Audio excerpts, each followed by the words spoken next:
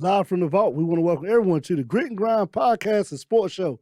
Daryl, first week of the playoffs is down. Yeah. It's over. It's over with. It's in the books. In the books.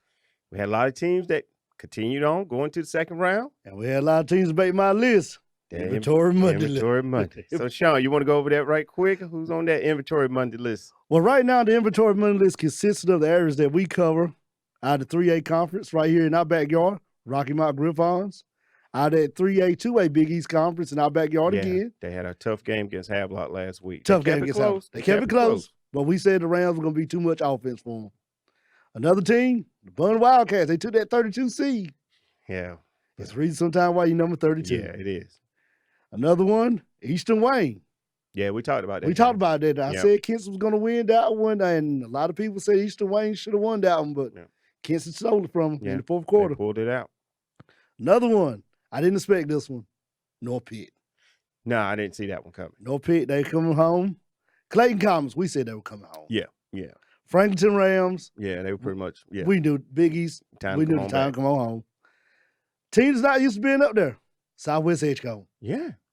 Did not, I didn't expect that. I was still pulling for Southwest. I had them losing last week. For sure they could pull this playoff game off, but it was just a little bit too much for Southwest this year. First year coach, so this gives the Cougars a chance now to, like you said, go back this summer, this spring, get refocused, learn the offense. It's a new offense, new coach, new defense strategy. Get all under your belt because he stepped in right at the beginning of kickoff. So they'll give him a chance to regroup. They'll be back deep in the playoffs. They'll definitely be back.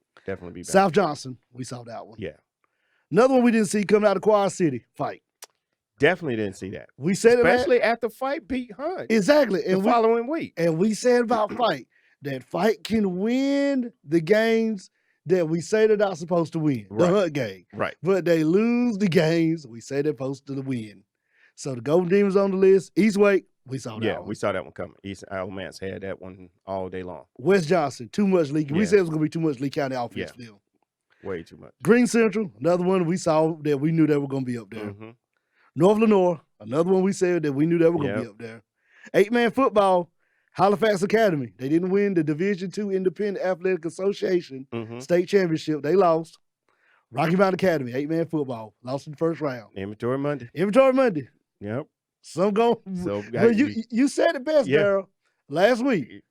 Everybody gonna be on this list eventually. Whether you win the state championship, or you lose in the second round, it's just gonna happen. It's gonna happen. But we had some teams in the area that has made it to that second round. They're moving on. And you got Northern Nash. The Knights are moving on. You got Southern Nash. Firebirds moving on. Nash Central. Bulldogs moving on. Big time game. We was at that game. Yeah, we was at that game. We're gonna get that a little later on. That was a good game. Good game.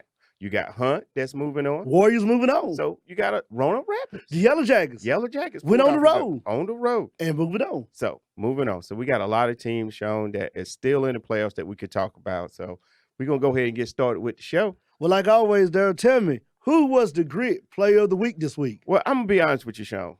Warren County won this game. I picked them to win. I was watching tape on this game to find a player out of Warren County to put on the list. I was looking for one too, but I couldn't find one. I saw this kid, number 4, Antonio King Sr. He's an outside linebacker from Pamlico County. From the losing team. This kid, 6'2", 194 pounds, was all over the field. You see video of him right now. And this is a first to a losing team. Gets the Player of the Week. Forced fumbles. He just attacks to the ball.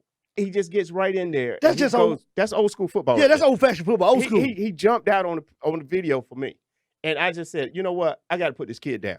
He's got to be my Grit Player of the Week. Ladies, this is the first time that a losing team is the Grit Player of the Week, and he has to be it. So, Sean, who's that Grind Player of the Week? Well, I'm like you. I went looking at Warren County because they haven't won a playoff game in 7 years. And we're going to talk about the Eagles a little bit, Warren County. So I wanted to really find somebody off of them. But like I say in my other notes, I can't give a player to a team with a losing record. Right. They got to lose a record. But, hey, they won a playoff game. They want to play. So I went looking a little deeper in the tape, and I found this guy in Kinston. He's the junior quarterback, Messiah Sumdala, out of the Kinston Vikings. He's thrown for 1,665 yards this season, 18 touchdowns. He's also beat teams with his feet, 470 yards rushing. He's a dual threat quarterback down there in Kinston. The team was down 7-0 at halftime. And you can see the footage right here of this handoff. Hands off to the running back. He's off to the races. Goodbye. That's it. He gone. The team was down 7-0 at halftime, then went down 14-0 in the third quarter. He rallied the team to come back and win this game. They end up winning 27-21. Down 14-0 deep in the third quarter. And came back. And won this game. Coach made some adjustments, started going back to throwing, opened up the field a little bit. Once he opened it up with the throwing game and scored a touchdown, they went to the running game. So hats off to Messiah Sandela of the Kinston Vikings for being the grind player of the week. Well, Darren, like always, if there's a grit and grind player of the week, there has to be a grit and grind player of the team. Team player. Yeah. The team. Yeah. So who was the grit team of the week? The grit team of the week, last week they were our grit and grind team. They won. And I know a lot of people like, y'all are always getting the same. No, Nash Central has proven themselves to be this team this week. They earned it. They are the grit team of the week. And they was down 14 points going into the fourth quarter. Going to the fourth quarter. Against a good Southwest Onslow team. And they pretty much thought they had this game wrapped up. Because they were celebrating. They was ready to go home with a win. But Nash Central found a way to win. Their offense started clicking with the running game with Timothy Holiday and Justice Staten. They went back to the basics. They went to the basics. And those kids found a way to win that game. And Sean, that is my grit team of the week. And one thing I can say about that game is we saw in the fourth quarter when they went back to the basics, back to ground and pound running, they started back, what you always say, get refocused. They started back getting refocused. Yep. And it went from 4-yard game, 7-yard game, 10-yard game, 20-yard game, touchdown. And that's what this team did. And so they get my grit team of the week. And Sean, who's that grind team of the week? The grind team of the week goes to a team right here in the 2A, the Big East 2A conference. It's a team that I went and watched some footage on today, the Roanoke Rapid Yellow Jackets. They lost a game 2 weeks ago to Nash County, which could have made them the 8th seed that Nash County had in the 2A playoffs. This team right here could have took that loss and said the season's over with. We got a hard team. We got to go play Bartlett Yancey, the Pirates. They went up there. It was a hard game. They went in on a 6-3 game. They went in, and they hosted the game, but they got refocused. When I watched the highlights, the Nash Central game was not a blowout game, but it was a disappointment game that could lead to a losing game of the next week. Their coach Chris Lyons, got the guys back refocused. They got back to the basics, ground and pounded, throwing when we need to throw. And this is why they are the grind team of the week, because when you can go back and get refocused and win a game at home, now next week you're on the road, but you got one win under your belt going on the road. Well, Darryl, we got another award. I wasn't going to bring this award out. This was an award that we were going to save to next year. We had talked about doing it this season, but the season was deep. So we said we would do it next year. I got to go ahead and do this award this year. And this award will be something that we will be doing every week next year. It's called the Coach of the Week Award.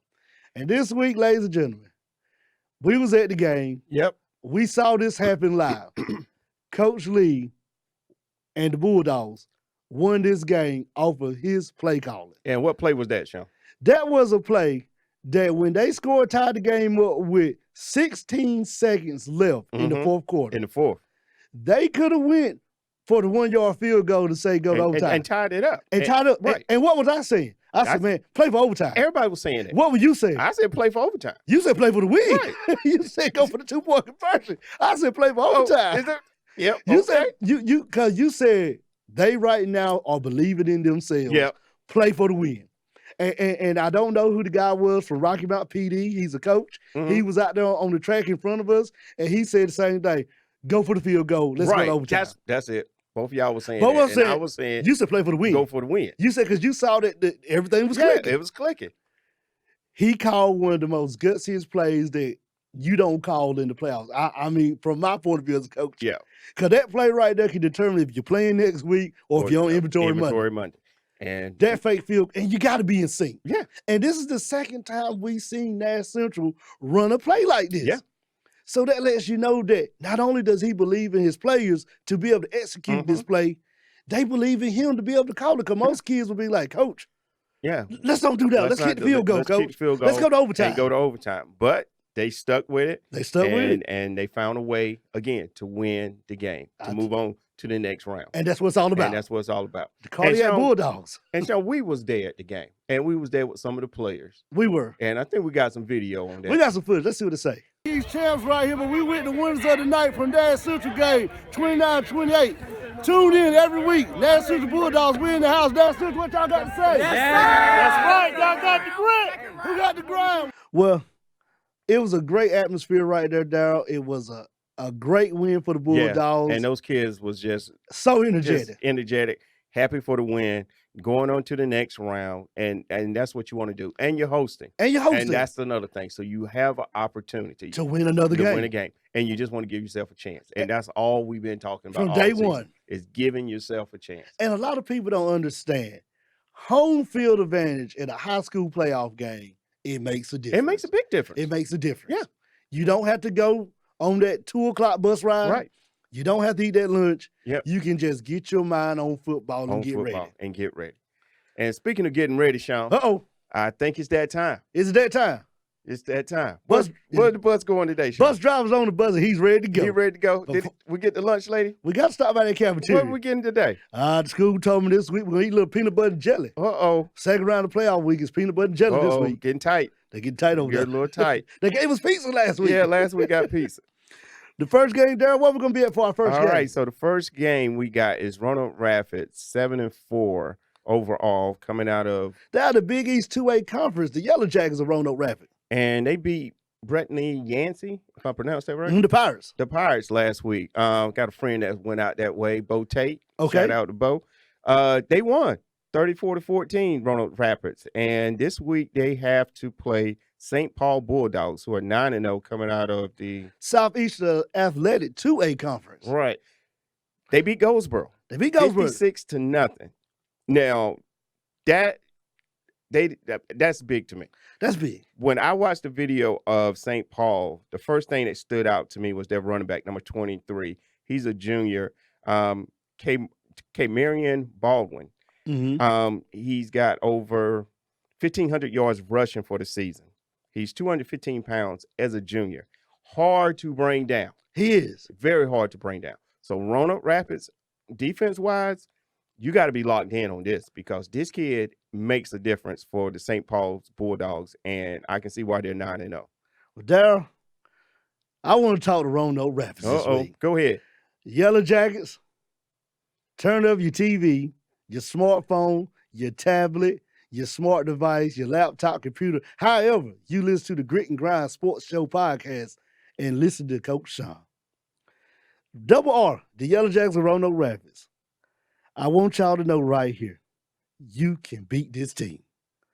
They do have the best record in their conference. The second best record comes to Clinton. That's 8-2, 5-1 in conference play. Everyone else at this team, St. Paul, the Bulldogs have played. I'm going to read them to you. Blandon, they play 3-3, 4-7. That was East Blandon. Midway, 3-3. That's 65. They made to the playoffs. West Blandon, 2-4, 3-6. Fairmont, 2-4, 2-4. Red Springs, 0-6, 1-6. You played a hard schedule, and Roanoke Rapids, I'm talking to you guys. You guys have played a hard schedule. You played Southern Nash, Northern Nash, Rocky Mount, Franklinton, and Lewisburg, Nash Central. Yeah. That's a pretty tough schedule. That's definitely a tough schedule. I'm not counting the Bun game because I'm not counting. You played them, but I ain't counting. It was a bye week. I'm sorry, Bun, but I'm just telling the truth. This team right here, St. Paul, this is who they played non-conference. 0-10 Northside, 2-8 Union Pines, and one good team in Midway, like I said earlier. For crying out loud. Now, Lewisburg, I talked bad about you 3-4 weeks ago, but Lewisburg, I'm sorry. I'm going to apologize on national TV, on YouTube. I'm apologizing. For crying out loud, Darryl, St. Paul, you put the C in a cupcake schedule. You calling St. Paul out like that? I'm saying it right now. I'm not buying it. I'm not buying it, Sean. I'm buying it. I think Roanoke Rapids. I've seen video on St. Paul and that record. The hardest game was Clinton. But the team looks good when they play. They beat Goldsboro 56-0. They did. It's gonna be a tough game. But it was Goldsboro. It don't matter. They gonna win. I'm going Roanoke Rapids. You going Roanoke Rapids? But St. Paul has a good team. That's all I'm saying. I'm gonna say it like this before we move to the next game. Okay. Roanoke Rapids by 2 touchdowns. Yellow Jackets by 2 touchdowns. All right. In their house. Okay. All right. Our next game is Kent Pride. Let's crank the bus up. We got to hit Chocowindy. Yeah, going up there. So Kent Pride, 6-3, coming out of the Roanoke Conference for the Pride. All right, and they beat James 44-22 last week to make it to the second round of the playoffs. Mm-hmm. And they're gonna play Southside, coming out of the Coastal Plains 1A Conference, 10-1. Yeah, and they beat South Park 48-0. Now the thing with Southside that I saw is Tell about the Seahawks. Is their senior running back Kenray Cofield, over 1,300 yards rushing. Number 2, he is again just like with St. Paul's running back. He's a load to bring down, and everything I saw in that video, all I saw was number 2. Number 2 hitting the outside, number 2 hitting the inside. The kids all over the field. So Kent Pride, we've been riding Kent Pride all season. We've been riding them. So it's going to be a tough game for Kent Pride. But that South Side ain't no joke, Sean. I feel like Kent Pride can steal this one. This is a tough game. Now, I will admit, this is a tough game for Kent Pride. But I'm going back to what you told me about Kent Pride week 1 when we started this show. Yeah. You know what you said? You said Kent Pride pretty much has played a tough non-conference schedule. Yeah. So that's why I'm taking Kent Pride. All right. We're going to take Kent Pride on that. All right. The next game we got Holmes, 8-2, coming out of the Holmes coming out of Northeastern Coastal Conference out of the 2A division. All right. Now pay attention to this. Now they beat North Pitt 28-22. I picked North Pitt. I did too. Now they are playing. This will be another conference game because these two teams are in the same conference. Northeastern 2A conference. 2A conference. Down there in Elizabeth City. They beat they won. I don't even know the team they played last week, but they won 58-6. Northeastern has 2 things that I saw on film. I think we got the same idea. Go ahead. Is the quarterback. That's one. Is Jalen Melson Jr. This kid threw for 329 yards in the last time they played back in September the 24th against Holmes. Has over 2,100 yards passing for the season. Now that says a lot. That says a lot. Holmes got some running backs. They got 2 running backs. Mm-hmm. But you know what I saw with Northeastern the Eagles? What's that? They got 4 players, running backs, over 300 yards. Yeah. It's the reason why you're undefeated. Yeah. And proof is in the pudding. This is a conference. Bottom line, this is a rematch. It's a rematch. It's number 1 against number 2. Right. Northeastern is number 1. Holmes is number 2. They're number 2 in the conference. It's going to be tough, but I think Northeastern. Yeah, no, they should pull it out. You took Holmes on this one. Did I take Holmes? You took Holmes. You stick with your 2 running backs. I'm going to stick with Holmes. I'm because, I'm sticking with Holmes. All right, Sean. So now we're going to East Alamance.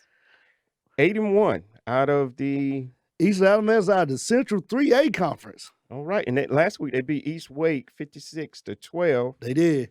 And I was at that Carolina Wake Forest game last weekend. Okay. And I was talking to a guy that was standing behind me, and he found out I went to Southern Nash. Mm-hmm. And we had a little conversation. He told me he went to East Alamance, and he said that 3A championship has to come through East Alamance. And I say, is that right? That's a little rivalry between East Alamance and Southern Nash. Yeah. They've been playing each other for a playoff to go to state championship for years. Because he past 4 or 5 years. Yeah, he was talking about how Cooley a couple years ago was running the ball up against them, and they couldn't stop him. So they're playing Havelock, who is 7-3 coming out of the Big East 3A Conference for the Rams. Right, and they beat Rocky Mount last week, 33-28. That was a good game. Real good game. I'm going East Alamance. I'm going East Alamance. I mean, Rams, you feel like the journey's coming to an end. It's coming. It's coming to an end. Yeah. All right. Our next game is Rosewood Eagles, 5-2, coming out of what conference, Sean? The Carolina 1A Conference. All right. And they beat Lakewood last week, 35-28. And they'll be playing North Edgecombe. The Warriors. The Warriors, 6-3. Coming out of that Roanoke Conference, man. That is. This easy for me, Darryl. I said Rosewood. I'm thinking I'm still gonna stick with Rosewood. You stick with Rosewood. You're not going to change. I'm not changing. I'm Nope. sticking with Rosewood. One thing stood out to me on this game. All I got to say is one thing. The Warriors on a 6-game winning streak. So I'm sticking with, I got to go North Edge Cove. I'm going with the Warriors. All right, you're going to Warriors. 6-game win streak. 6 game. All right, our next game is the big one. Going to the Dog Pound. Going to the Dog Pound. South Granville, 5-6. Coming out of what conference? That North Lakes Athletic Conference. All right, and they beat Midway last week, 44-21. And they're playing Nash Central Bulldogs. They're coming out of the reigning and defending 2A, the Big East champs. All right, and they're 6-5, and they beat Southwest Onslow last week, 29-28. This game for me is coming down for South Granville. I noticed 2 things was number 33, Micaiah Wilkinson, has over 1,200, roughly 1,200 total yards, averaging 6 yards per carry. Number 33 for them, again, Nash Central has to be tuned in on defense. They got to tune in on this one. Because this one is real. This kid is the real deal. This team can put up some points quickly. Quick, very quick. But I got the best for Nash Central. What you got? You got to put them away early, Nash Central. Yeah, you got to jump on them quick. This one, you can't let them hang around. No. Bulldogs, you get to host the game at home. That gives you an advantage. Yeah. First quarter, start pounding the ball and put them away. Yeah. And don't give them an opportunity to get back in it. I agree. I'm going Nash Central on this. And can I make an announcement? Yeah, go ahead. If Nash Central wins this game, Derek, can I tell them where we'll be heading? Not this Friday, but the Friday after next. What's that? Either we'll be heading to Princeton for the Princeton-Nash Central game, or either we'll be staying right there at Nash Central, because if somehow Kinston beats Princeton, Kinston comes to Nash Central. Come Nash Central. So we'll be on the road. Either we'll be at Nash Central. Not this week, but the week after next. All right. So next game we got is Jacksonville versus Hunt. Warrior Stadium. Warrior Stadium. Jacksonville is 8-2. They beat, Western Alamance 22-8 last week. And they're playing, coming out of Quad City Conference, Hunt. That's the Warriors. 9-2. And they beat Franklinton last week 28-14. I'm going Hunt on this one. I'm still sticking with Hunt. I had Hunt, ladies and gentlemen, coming into the show. And Daryl can tell you that I changed that pick 10 minutes ago. Jacksonville's got too much offense, Daryl. Too much offense. Yeah. I got to take Jacksonville on this. All right. I'm going to stick with Hunt because that defense for me. I think Hunt's defense is going to show back up. They're going to do that lockdown. You know why I like this Jacksonville team? Yeah. They run that Tarboro T offense, and they spread the ball. And they spread it. All right. Our next game, Southern Nash versus Lee County. Firebird Stadium. Yep. Lee County. Yellow Jackets, 8-3. They beat West Johnson last week, 59-13. Southern Nash, 9-1. They beat White Oak, 49-3. Key players for me for Lee County that just blew me off the map was number 12, Will Patterson. Has thrown for over 1,900 yards passing. He's 6'4", 210 pounds. Big-time quarterback for them. And number 7, that running back, B.J. Brown Jr., has over 1,100 yards rushing. Them 2 guys on offense is going to be something Southern Nash is going to have to control, because if them corners cannot stop them wide receivers getting open, it's going to be a long night for They're them. going to put the score up. Yeah. This is the boat race of 65 to me. Yeah. But I'm going to tell you my prediction. Southern Nash by 2 touchdowns. I'm going Southern Nash, but I'm telling you, Lee County is nothing to play with. Both of them can put up points. Real quick. All right, our next game. Smithfield Selma versus Northern Nash. The 3A Big East champs, Northern Nash. Yep. Smithfield Selma is 8-3. They beat South Johnson last week, 54-14. Northern Nash beat Norwood, 24-17 last week. Again, for me, Northern Nash quarterback play, Keno Jones has to be. He's gonna have to. He's got to be excellent again. Yeah. I want to go Northern Nash. I've been riding the Knights all season long. Yeah. But this is the week, Daryl, I jump off the bus. Ooh. I think Triple S is going to come into Death Valley and stun the world in Red Oak and beat the Knights of Northern Nash. And Northern Nash, I'll go ahead and say it live on TV, live on YouTube. If you beat Triple S, I'll wear it next week on the show. I'll wear it. All right. So we got I got Northern Nash on this game. Gonna be a nice celebration going Nice down celebration. I-95 when the Spartans beat them. Yeah, I hear you. Well, Sean, we almost coming to the end of the show. So I guess what we can do is our picks, and we can call them online, and they can watch us online on YouTube. Yeah, they can watch us on YouTube online. We want to thank everybody for tuning in to the Grit and Grind Sports Podcast. If you want to know about the rest of our picks over here in the 2A, 1A, 3A Big East Conference, go to YouTube, the Grit and Grind Sports Podcast, or check it out on Facebook, because they'll be on Facebook this week too, on the Grit and Grind Sports Podcast page. Go by and like that Facebook page.